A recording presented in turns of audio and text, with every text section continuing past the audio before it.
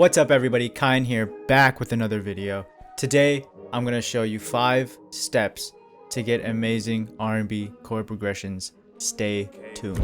I'm going to break these 5 steps down into 5 stages. The first stage being the beginner stage. I'm going to dumb the entire music theory portion completely down to where anybody will be able to understand it. So the first thing you want to do is go to this very nifty feature that FL Studio has, which if you go up to this arrow and go to helpers and go to scale highlighting, you can pick a key as well as a scale. If you have no idea what any of this means, basically a scale is a group of notes that sound good together depending on the mood. Now it is a stereotype that major scales are happy while minor scales are sad, but we're just gonna stick with minor because that's typically what you're gonna see in most R&B songs. So for us, it is the most useful.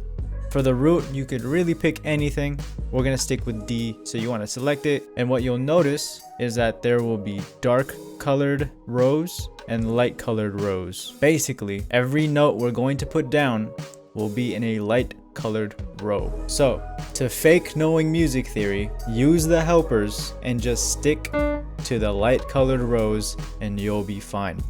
Now, how to make chords. The very basis of everything you're going to be doing is making chords. Your melodies, your chord progressions all consist around your chords. Now, let's go through it. Since our key is in D, we typically want to start our chord progression on the D. So I'm going to show you a beginner chord progression that you can do in R&B. So D, the trick to making chords is to skip a light colored row. So we have here, skip this one, put one here.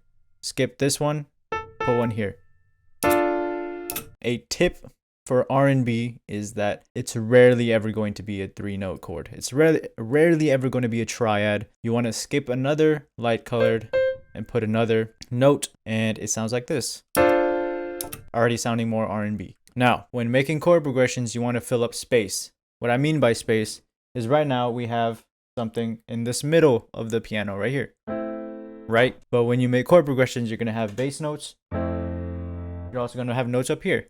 So we're going to have to fill that up. The easy tip and trick for bass notes is to take the last note you put in this chord progression, the D, right?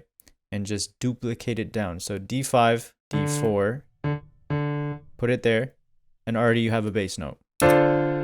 Boom, simple. First chord, done. Let's keep it going. Let's just go down 1 semitone. So we'll go to, so if the D was a light color, the next light color down would be C, and then you just skip a light color, boom, skip a light color, boom, skip a light color, boom, duplicate the C down. So far, so normal. You probably already hear where this is going. This is the beginner step to making chord progressions. Just gonna go down 1 more semitone from here to here, A sharp, skip a light row, skip a light row. Copy the A sharp down.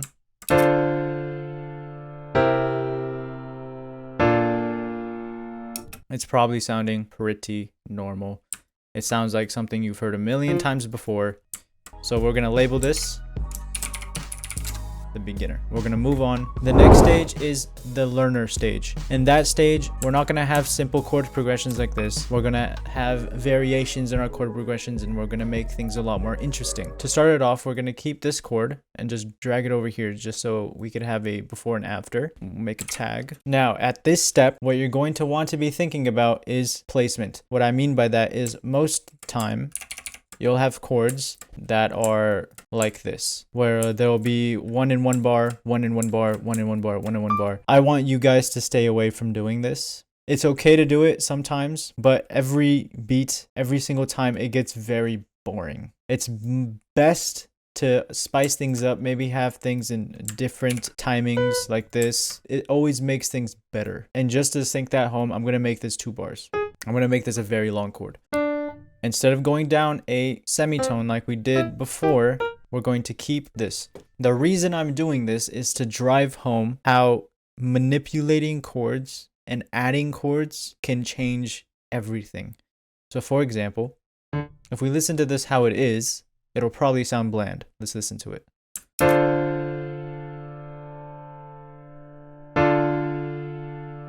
It sounds really bland. But what would happen if this bass note was made up of a chord? What I mean by that is, what if we skip a light row, add one, skip a light row, add one? What if we did something like that? What if we turned this into its own chord?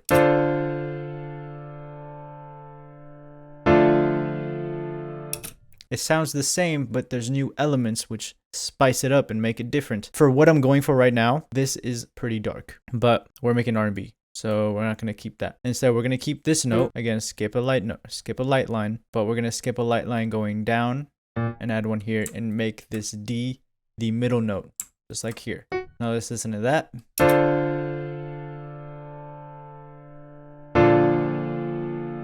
Now that sounds very powerful. I want this to be more smooth. So what we can do, and it's also getting a little muddy. So what we can do is just get rid of that middle note. Add more space between it. That should make things better. Huge difference. Even though it's pretty much the exact same chords up top. So this chord's pretty much done. We'll go on to the next chord. And instead of going down, we'll go up. So maybe we'll start at this A. Start at the A, skip a light note, skip a light note, and we're going to copy a concept from before, the bass notes concept, the duplication concept. We're going to duplicate this A down. So the A down would be here, here, here, boom, A, and then we'll duplicate it once more, A. Now this should sound pretty good.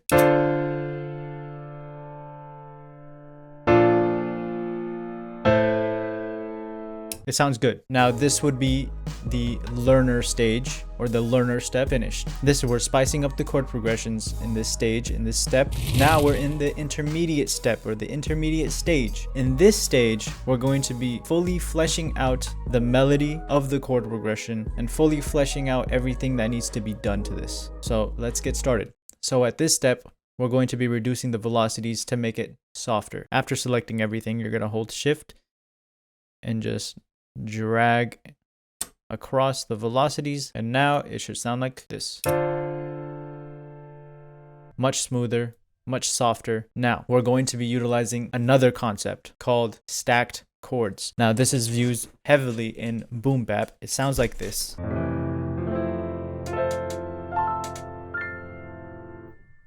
We're going to be utilizing that here just to drive home the fact of what you can do with just chords, and it's actually insanely easy. We're going to copy the chords we have. We have the 7th chord on the D. We're going to press Control C V, copy paste. We're going to have Control up, which basically puts it up an octave. Now we're just going to move it and cut it. Now if we listen to it, you already get the idea where this is going. We're going to copy, Control V, Control up, drag it where it needs to be, delete. Now if you listen to it,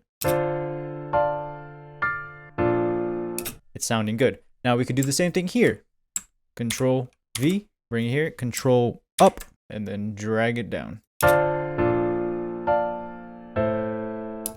Already we're getting somewhere. This is getting more fleshed out. Now let's talk more about chords. Here we have a triad. It's the same chord as here, but we have it up instead. What if we turn this chord into a 7th chord? We can go up or we can go down. In this case, I'm going to prefer to go down only because the chord after this is going down. So this chord will meld nicely with this chord. Let's listen to this. It sounds good. We're going to take this out. We might keep this note as a transition note. And basically, we're going to transition, maybe put it right there. We're going to transition from here, transition there. Okay, another tip, another concept for you guys to be thinking about is arpeggiation. Now, for those of you who do not know what arpeggiation is, I'll demonstrate that real quick right here. So if we cut this up, so it's the same chord, we just cut it up. That's an arpeggiation. Utilizing these arpeggiations within your chord progressions is major. It adds movement, it adds spice. So right here is an A6, F6 moving into an E. So if we add this right here and turn this into an arpeggiation going downwards into that E, it may sound pretty cool. So let's try it out. simple arpeggiation trick can do so much. We have that down. Now we'll do the last chord. I'll utilize another technique, another concept, another trick, which is called, I'll show two actually, inversions and breaks. Now, I call them breaks. They're probably called something else. But an inversion is basically when you take a note and you either move it up an octave or down an octave. It's the same note, just up or down an octave. So we'll try down an octave and see how that sounds. It sounds better. That's how it sounded before. So it sounds more resolved. Another thing you can do is a break. Well, basically, you take a note and you break it out of the triad and put it up. This top note won't work because we have it in a melody right now going. It's unadvisable to move the C. You can, of course. There's no rules, but you typically don't want to. So we can move this A. Now we can move this A to the G and we'll see how that sounds. I actually like that better than the inversion. So we're going to keep the G, but you can actually do both if you wanted to. Which sounds good too. The next thing we're going to do is create another chord. Maybe this one too. Now this is sounding pretty good.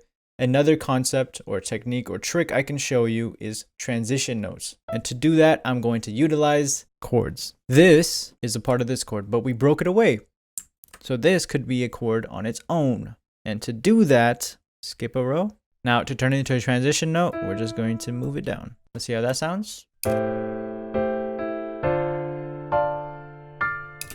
Sounds great. Another transition note that we can add would be right here. One of those notes.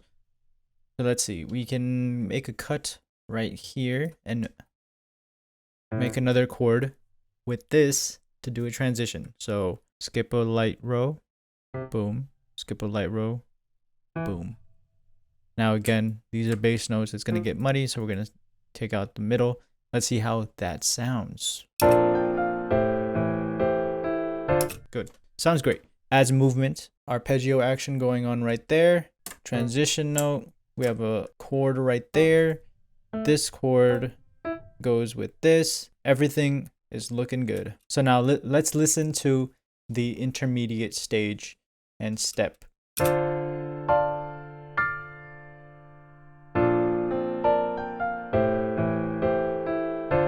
Sounds great. Now let's move on. Now we're in the advanced stage, the advanced step.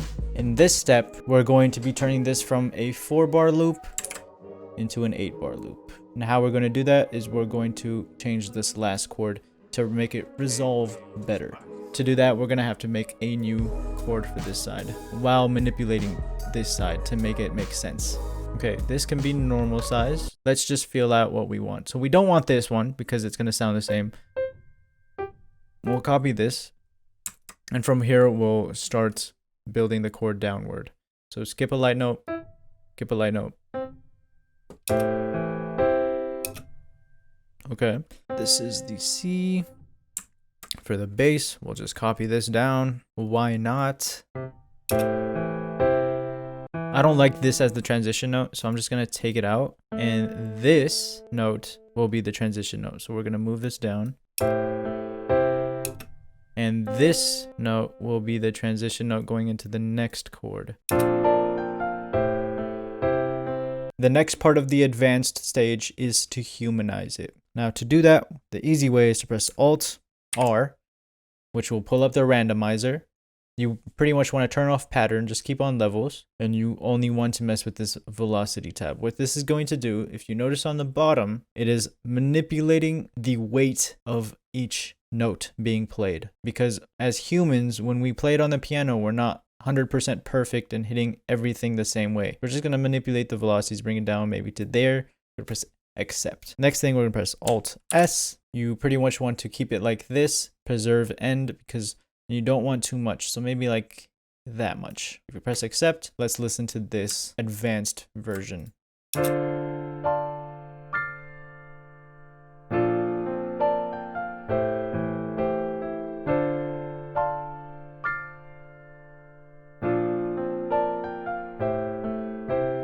Okay, on to the final stage. Now this is the master stage, or the master step. In this step, we're going to be utilizing notes outside of the key, as well as making the humanization part of the last step much more human than it currently is. So to start this stuff off, I'm going to put everything back to how it was. If you noticed from the last step, this last chord is still a little powerful. Now to change that, what we can do is go out of key. For our jazz people, you'll understand this, but essentially what we're doing is we're going to move this up into that C sharp. And because this is duplicated, we have to move this too. So this should sound better. Let's hear how it sounds.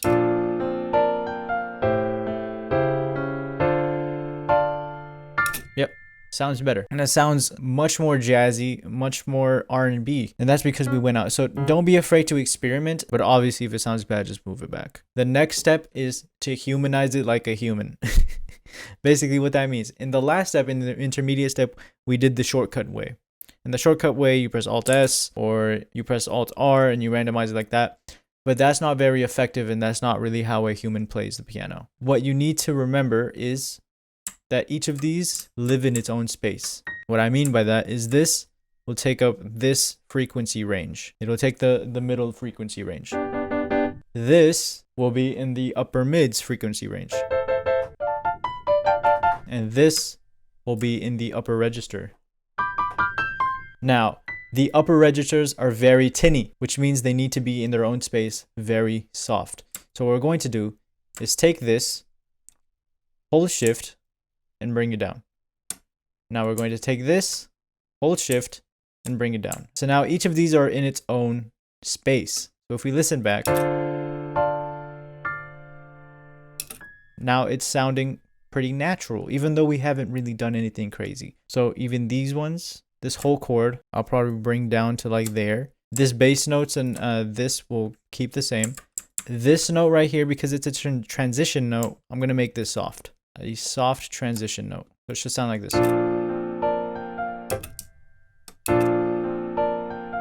So you barely feel that transition note hitting. The next thing is to add our own strum to certain parts. For example, right here, to make it more human, because humans don't play on time, we're gonna adjust it like this.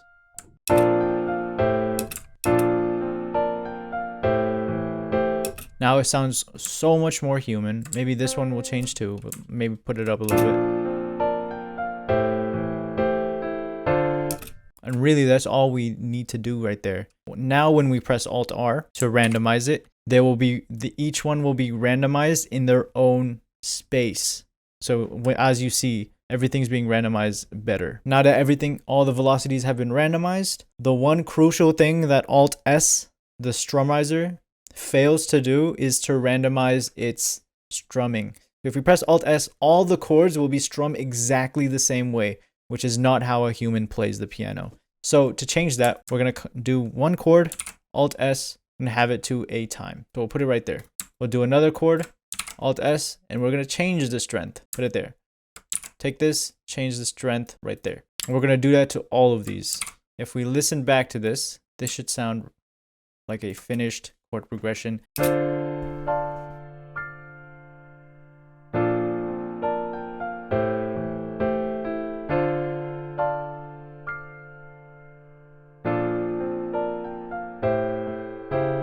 Now from here, obviously you can pull up another VST. I have Mellotron, paste it in.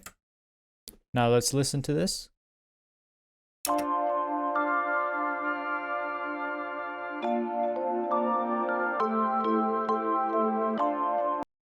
And you already know what we need to do this.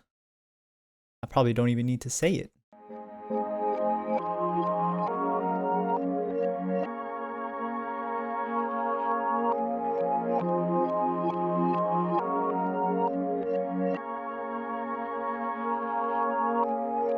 I hope this video has been useful.